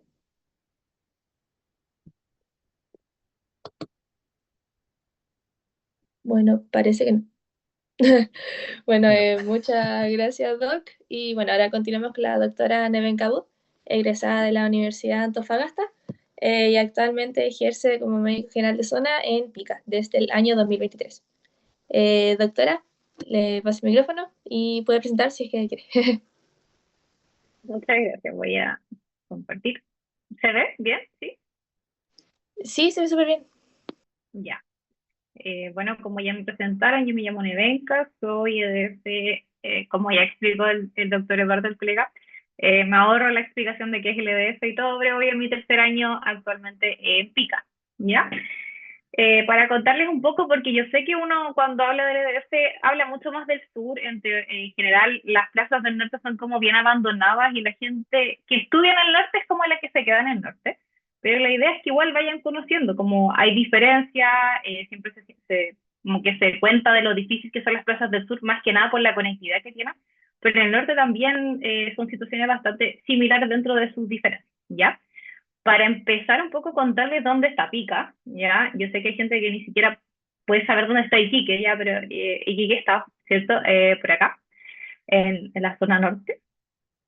Acá está Iquique, ¿ya? Y Pica, que es donde yo estoy trabajando, está aquí, ¿ya? Esto, si nosotros nos vamos a Iquique, pasamos por Pozo Almonte, La Tirana, que hay gente que quizás le suena un poco más por la fiesta de La Tirana, y más al interior está Pica. Entonces, si ustedes ven, está muy cerca de las fronteras, ¿ya? Pica se conoce como un oasis, ¿ya? Que está ubicado en el pleno desierto de Atacama, ¿cierto? Tiene una altura, aprovechando la primera clase, de 1.300 metros sobre el nivel del mar, pero las costas están a mucha mayor altura, que ahí les voy a contar un poco. Y está rodeado de pampas áridas. Su geografía es mucha vegetación porque tiene napas subterráneas. Ya esto hace que sea un oasis, y no sé si han escuchado hablar del limón de Pica, ya es por esto. Estas napas subterráneas hacen que crezca la vegetación en la mitad del desierto, que es algo que igual cuando uno llega como que te vuela un poco la mente, porque no solo ve desierto, desierto, desierto, y de repente hay como un hoyo, sí, y solo árboles, ya, eso es Pica. Tiene una población de censo 2017 de 9.290 habitantes, y cosas que a mí me gustaba destacar es que nuestra población es principalmente población adulta mayor, ya población de 65 años a más. ¿Por qué Pica se conoce principalmente como una zona donde la gente que ha trabajado toda su vida en mineras o en Iquique compraba parcelas y se iba como a retirar a este oasis, ¿ya? Entonces, gran parte de la población, además la gente más joven en realidad busca estudiar o estudio universitario, ya es una población que migra un poco más hacia las zonas más urbanas, entonces nuestra población principalmente adulta mayor, ¿ya? De hecho, el índice adulto mayor es un poquito más alto, mucho más alto que la región de Tarapacá en general, y se acerca de el índice de país. Otras cosas importantes de Pica son sus climas, ¿ya? En general, como estamos en pleno desierto, sus temperaturas máximas ambientales rodean alrededor de los 36, 37 grados, ¿ya? Y las temperaturas mínimas en general, yo llevo 3 años, no sé si alguna vez he sentido 10 grados, yo creo que quizás en el invierno altiplánico, que son los meses de febrero, que ustedes pueden ver acá, que es como el único mes en el que tenemos lluvia, y que son 6 días de lluvia al mes, eso es todo. Puede ser que uno, no sé, a las 3 de la mañana sienta los 10 grados, pero el resto del día en realidad un calor extremo, ¿ya? Es una zona que tiene mucha radiación UV y por lo tanto tenemos altos niveles de cáncer de piel, pues, ¿ya? Entonces son patologías que tenemos que ir a buscar con nuestros pacientes, pacientes que tienen una larga vida de exposición solar, ¿ya? Entonces son como un tip que pueden ir aprendiendo. Este es el CESAM de Pica, ¿ya? Fue inaugurado el año 2017 en el gobierno de Michelle Bachelet. Esta es una foto del box dental y una foto del box médico. Cuando yo tomé la plaza de Pica, yo esperaba llegar a un lugar, no sé, ni siquiera pensé tener un box, ¿ya? Así que para que vean que no solamente por ser una zona rural, también tenemos en general buena cobertura, ya lo que es box, por lo menos tenemos internet, tenemos computadores. Antes yo trabajaba en un hospital comunitario en Tocopilla y todavía se hacían las fichas a mano, y así que para mí llegar acá y que hubieran computadores igual fue algo novedoso, y tenemos aire acondicionado porque si no, de verdad que no se sobrevive. Para partir un poco contando los desafíos y los beneficios, voy a partir por lo bueno, ¿ya? Esta es Pica, no sé si han escuchado hablar de la cocha son aguas termales. También hay como están los guayabos, que son otras frutas que se dan mucho, y en realidad los cielos, pero más que nada, Pica, al ser una zona, si bien rural, es una zona muy tranquila, ¿ya? Es una zona en donde uno puede como tener mayor conexión con la naturaleza. Nosotros no tenemos semáforo en toda la comuna, no hay discos pares, es como todo un sentido. Entonces, en realidad es una zona que te saca un poco del caos de una ciudad grande. Bueno, son mis perros, pero también disfrutan mucho de lo que es la naturaleza, los mangos, las guayabas, y en realidad es una vida muy, muy tranquila. Eh, Como somos pocos médicos, en general somos 4 generales de zona, o EDF, y del resto son algunos médicos municipales, pero que trabajan más en la urgencia, que ahí les voy a contar un poquito. En general se arman equipos súper cooperativos y se arman hartas amistades, y en el fondo eso igual te ayuda porque es un trabajo en equipo. Yo creo que eso es algo bueno, a diferencia de lo que se da quizá en hospitales como con mayor cantidad de trabajadores, en donde puede ser que uno no conozca a todos. Nosotros en general nos conocemos todos, somos bastante chicos. Otros beneficios que tiene para mí es esto, y que población reducida, tú llegas a conocer a gran parte de tu población. Eso te permite tenerles un seguimiento, como el que habló el colega recién. O sea, pues tú ves desde que está embarazada, de repente le haces el control del mes, después le haces el control a los 3 años. Entonces, es todo un seguimiento de tu población, y eso te permite también hacer un poco más de medicina familiar, ¿ya? La idea como este médico de cabecera, yo creo que se da mucho más en estos establecimientos más rurales, porque tenemos además poca rotativa de médicos y los pacientes pueden quedarse con un mismo médico siempre, ¿ya? Y eso también tiene sus beneficios. Esas son unas rositas que me llevan mis pacientes, que en realidad son súper agradecidos. O sea, también uno hace sus esfuerzos, y no te voy a decir que nunca, por ejemplo, no sé, no te golpean la puerta así como: doctora, sabe que no encontré ahora con usted y yo solamente me atiendo con usted, y después te llevan ahí la coima, que le digo yo, que es el regalito. ¿Y cuáles son los desafíos? Este para mí es como el principal desafío. Nosotros tenemos un servicio de urgencia rural que es un SUR, ¿ya? El SUR de por sí, por definición, es un centro de urgencia de baja resolutividad, ¿ya? Nosotros no tenemos laboratorio de turno, ¿ya? Los laboratorios son solo para los pacientes del CESAM, que son de 8 a 5. Entonces, cuando tú estés en la urgencia no tienes exámenes de laboratorio, no tenemos radiografía. Y en general nuestra canasta farmacológica es súper básica, ¿ya? Entonces nosotros tenemos que resolver, pero es muy poco lo que tenemos para poder resolver, ¿ya? El traslado, en general, nosotros derivamos al hospital de Iquique. Actualmente hay un hospital entre medio, que es un hospital de mediana complejidad, que es el hospital de Alto Hospicio, pero como tiene pocos especialistas, porque sobre todo en el norte se da que las especialidades, incluso en un hospital, son muy pocas, ¿ya? Entonces, actualmente en realidad no podemos derivar mucho al hospital de hospicio por lo mismo. Ya no hay cirujanos de turno, no hay traumatólogos de turno, con suerte, pediatras, ¿ya? Entonces, nuestro traslado dura alrededor de 2 horas, y eso en general es un desafío por los pacientes que están de mayor complejidad, ¿cierto? Ambulancias, no tenemos tantas. Sí, el camino se puede ir por ambulancia, a diferencia de lo que contaba el colega recién. Nosotros sí tenemos un camino habilitado en general todo el año. Pero a veces tenemos muy poca cantidad de ambulancias y de repente quedan retenidas en el hospital de Iquique. Entonces me acuerdo que una vez me pasó que teníamos una sola ambulancia funcionando, porque habían otras que estaban en mal estado, no tenían la mantención al día, y me llegó una paciente, una gestante de 39 semanas. Nosotros no tenemos nada para atender un parto en el sur de Pica. No hay cuna radiante, no hay nada, un ambú neonatal que hay que reanimar, nada. Solamente un kit de atención de parto, que yo creo que debe tener unas tijeras y sería, ¿ya? Entonces nosotros a las 37 semanas las gestantes tienen una casa de derivación en Iquique, que es como una casa de acogida, que se le da el cupo y ellas esperan ahí hasta tener su parto para poder nacer en el hospital de Iquique. Pero nos pasa que las embarazadas son como porfiadas acá en nuestra zona, entonces no bajan y se quedan en pique esperando. Y me pasó que llegó con 39 semanas, eh, 8 centímetros de dilatación y no tenía ambulancia para bajar. Fue todo un show, coordinar con SAMU, subieron de Pozo al Monte, que es como nuestro centro más cercano, en teoría está como 45 minutos a buscarla, y llegó hasta Pozo y tuvo la guagua en el SAR de Pozo, que por lo menos tenía lo básico para tener un parto, ¿cierto? Pero eso también es un desafío. Y esta foto la saqué el primer día que yo llegué para ver qué medicamentos eran los que teníamos. No sé si se pueden dar cuenta, pucha, metamizol, creo que es lo que más tenemos, ¿ya? Por ahí una betametasona, una metoclopramida, diclofenaco que siempre se acaba, furosemida, clofenamina, y en realidad con eso una pargiverina que hubo un tiempo que ni siquiera teníamos, con eso nos tenemos que mover en la urgencia, ¿ya? Entonces, en general tampoco tenemos muchos medicamentos, obviamente está lo del carro de paro, que para paro, ¿cierto?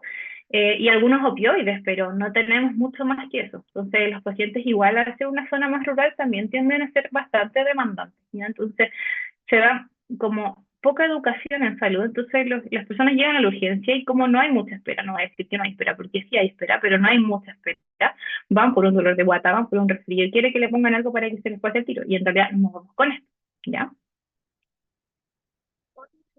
Que no sé si se dará en otros lados, pero acá es muy común el robo de cables eléctricos. Ya nosotros tenemos harto, todo el tendido eléctrico no está por subterráneo, ¿cierto? Y son cables de cobre. Entonces hay como banda bastante ya establecida que hacen los robos de todos estos metros de cable, y eso nos ha generado hasta 3 días sin luz.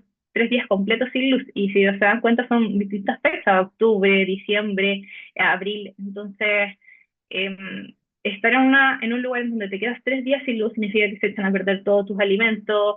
La gente tiene que ir a dejar las insulinas al CEFAM porque el CEFAM funciona como generador. Entonces, es toda una coordinación que hay que hacer porque estamos tan lejos de todo que repongan todo ese servicio y hagan todo el trabajo, se demoran 3, 4 días en reponer, ¿ya? Y esto es como la foto del supermercado que hay en Pica, porque nosotros tenemos ningún supermercado, no hay líderes, no se sabe el mismo, nada. Entonces, en el fondo, esto es lo que tenemos. Eh, pero como para que piensen igual que al quedarnos sin luz, por ejemplo, se pierde la cadena de frío, ¿ya? Y eso genera aumento de los flotes de gas, ¿ya? Entonces, igual es un factor a considerar. El desafío que he visto más, sobre todo este año, han sido los eventos de tormentas de arena, ¿ya? Esto es algo que suena súper loco, pero en realidad viene un viento tan fuerte, como estamos en la mitad del desierto, el viento lo único que trae es tierra, literalmente tierra. Y tengo acá unos videos. Sí, a ver, no sé si puedo entrar ahí. Chiquito.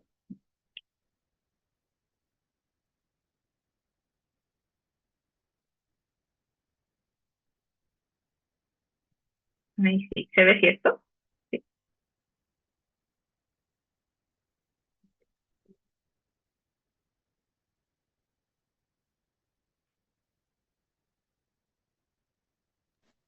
Creo que sí salió la presentación, doctora.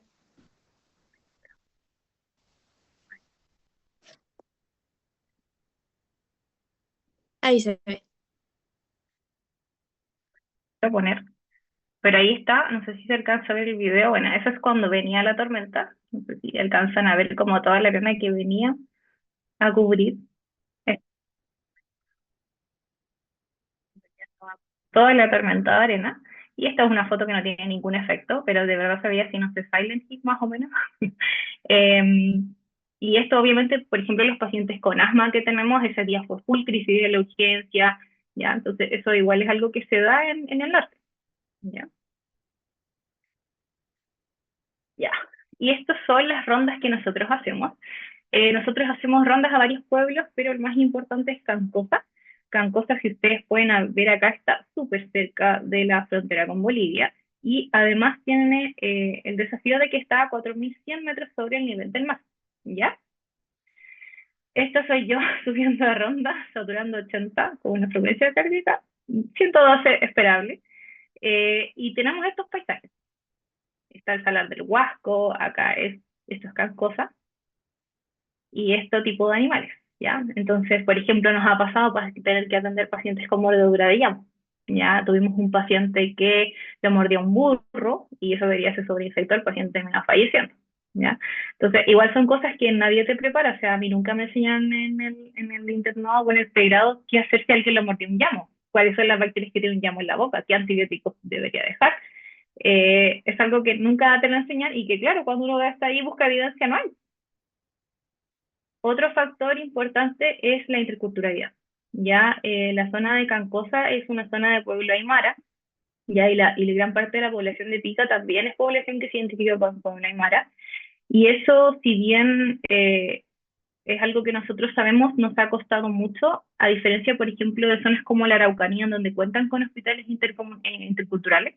En esta zona no es tan reconocido, entonces todavía tenemos pacientes que tienen partos en domicilio, porque lamentablemente no ven identificado en el centro de salud que se respete un poco su cultura. Ya, esta es una foto del Festival de Cancosa y claro, ellos tienen sus propias tradiciones, tú ves a los pacientes, no sé, bebiendo alcohol, intentas enseñar cómo educar a los pacientes con hepáticos, no te pescan, o intentas como dejarles su tratamiento antihipertensivo, pero ellos usan su hierba o su tratamiento para la diabetes, pero te dicen, no, yo uso la hoja de mango.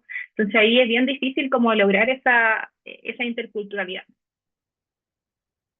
Y bueno, como les dije antes, el mes de febrero es como el mes donde ocurre el invierno altiplanico y eso genera harta lluvia y el interior incluso granizo. Entonces este es un video creo que es del año igual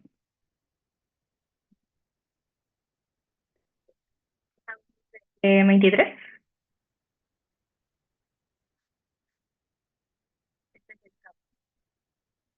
Totalmente como llueve y ahí es pura tierra, solo se forman barros y el agua baja desde los cerros. Entonces nosotros tenemos que pasar ahí con un auto, claro que es 4x4, pero como le decía el conductor, sabe, no es submarino, ¿cierto? Y así como cae lluvia, también nieva, que son cosas propias como que ocurren en el desierto, ¿cierto? Y acá creo que hay un rayo, por ahí, no sé si ahí se ve. Y tuvimos un paciente que sufrió una quemadura por un rayo. Ya, de hecho, ese paciente fue un gran quemado, estuvo harto tiempo hospitalizado ahí en el hospital de Iquique, después fue trasladado, porque obviamente una quemadura por rayo tiene hartas consecuencias. Y terminando. Y otra cosa importante es, bueno, la tirana propiamente tal, como les decía, está camino a Pica, ¿ya? Y me imagino que esto ya es más conocido por todos. La fiesta de la tirana, que es el 16 de julio, que involucra una cantidad inmensa de personas, ¿ya? Y si bien nosotros nos hemos, o sea, algunos cubren turnos en la tirana como tal, gran parte de la gente que va a la tirana no se queda en la tirana, sino que se queda en los pueblos alrededores, como puede ser Pozo Almonte, y en general se quedan mucho en Pica. Y eso involucra una población flotante en esas fechas muy alta, ¿ya? Eso involucra muchas consultas en urgencias, muchos accidentes de tránsito, y no solamente pasa en la Triana, también para la fiesta de San Andrés, hay otras festividades como religiosas en el norte que involucran una cantidad, como les decía, inmensa de personas que a lo mejor no estamos acostumbrados a recibir y eso involucra que haya más médicos de turno y mucha más demanda. Entonces, estos también son desafíos que se dan en el norte. Y eso, ahí estamos una foto de los 3 médicos EDF que estamos actualmente, que ingresaron conmigo, que también mandan saludos para esta presentación. No sé si hay alguna pregunta, alguna duda.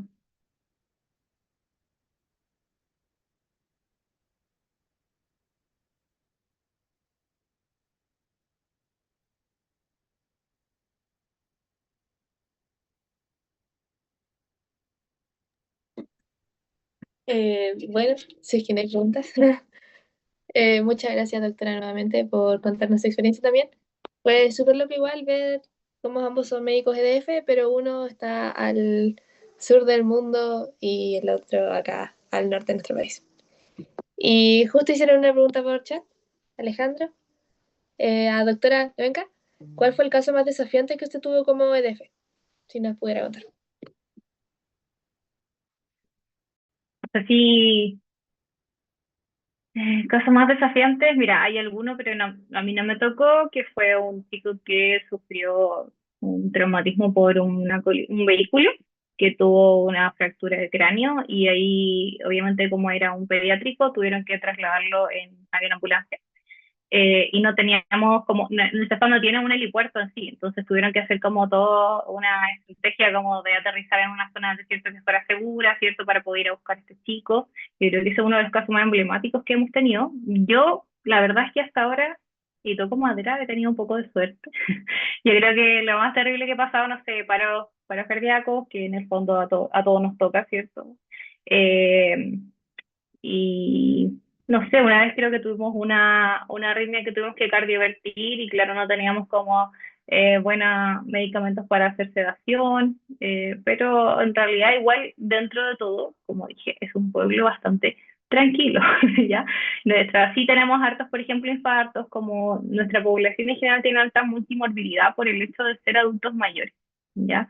Pero en general hasta ahora no es una zona en donde pasen muchas cosas, ¿ya? Porque igual como es una zona chiquita que está más aislada, es más que nada como accidentes de tránsito, cosas así, que en general nosotros no podemos hacer mucho. Como les contaba, nosotros en realidad no tenemos nada, o sea, ni siquiera una radiografía. A mí, no sé, una vez creo que me llegó un trauma ocular por mango.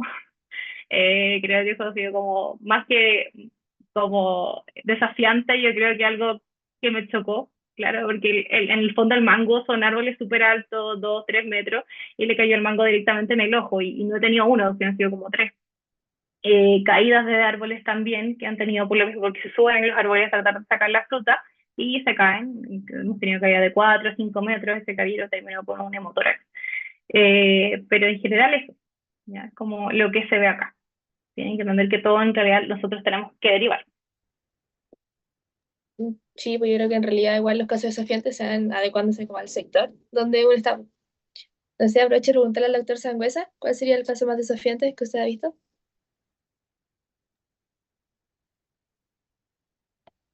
Oye, qué loco por mango. Son cosas que pasan en el EDF más frecuente de lo que uno piensa. Oye, bueno, a ver. Bueno, primero, súper interesante. Es como raro porque como nuestros EDF están totalmente opuestos, hay como cosas muy similares y cosas también súper distintas. El caso más desafiante que hemos tenido acá, quizá nuestro primer paro. Se inauguró acá una disco. Bueno, igual como mencionó la doctora que no tienen supermercado acá tampoco, no hay supermercado, no hay nada establecido. O todo es muy chiquitito. Y inauguraron una disco. Día uno de la disco, un apuñalado afuera por pelea. Y lo apuñalaron, se enojó un amigo, lo apuñaló y lo dejó tirado en la nieve. Habían -4 grados, estaba nevando. Y llegó en hipotermia. Y cuando nosotros lo estamos reanimando, intentando colocarle las vías, entenderán que un paciente con hipotermia es difícil encontrarle una vía venosa y acá no hay centrales. Y no teníamos vencidos los kits de osteoclisis que tenemos acá. Y estábamos en eso y estábamos ahí en el paro, en la vía, la cuestión, y de repente, hoy el paciente no se mueve, don tanto, y entró en paro. Y ahí lo empezamos a reanimar. Le hacemos una compresión y yo creo que salieron 300 cc de sangre por la penetrante abdominal que tenía. Y lo reanimamos y por cada reanimación 200 cc de sangre. Le dije a un TENS que taponara la herida, taponó la herida. Después me enteré que ese TENS era el mejor amigo de la persona que estaba apuñalado, entonces más encima estaba reanimando a su mejor amigo. Y hicimos todo lo posible, lo reanimamos como 30 minutos y no salió.